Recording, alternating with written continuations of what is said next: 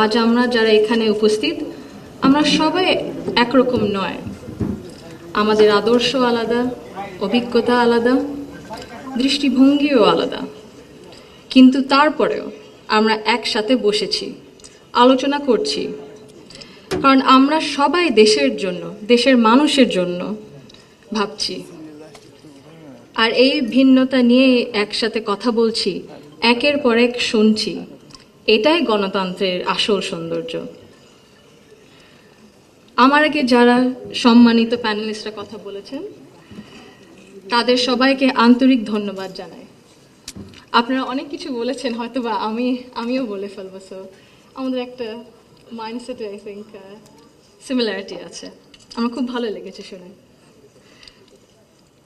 আমি আজ এখানে দাঁড়িয়েছি ভিন্ন এক অনুভূতি ও আবেগ নিয়ে।